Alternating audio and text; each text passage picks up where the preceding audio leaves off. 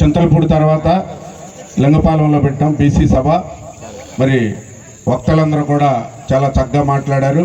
చింతలపూడి కాన్స్టిట్యున్సీలో మొదటి నుంచి కూడా బీసీ అయినా, ఎస్సీ అయినా, ఎస్టీ అయినా, ఓసీ అయినా ఎవరు నిలబడినా కానీ ఆ గ్రామంలో కానీ ఆ మండలంలో కానీ ఏ కులం నిలబడినా అదే ఓట్లు పడితే అదే రకంగా అందరి జేబులో డబ్బులు తీసి వాళ్ళకి అదే రకంగా ఖర్చు పెడతారు. ఇది చింతలపూడి తాలూకా యొక్క స్పెషాలిటీ.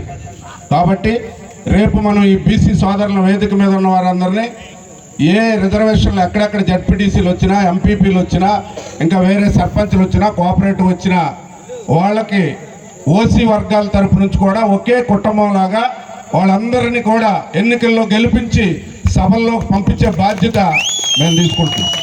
అలాగే పెద్దలు గౌరవనీయులు ఎన్టీ రామారావు గారు చనిపోయి చాలా కాలమైనా 83లో తెలుగుదేశం పార్టీ పెట్టినప్పుడు మరి బీసీలకు రిజర్వేషన్లు పెట్టారు.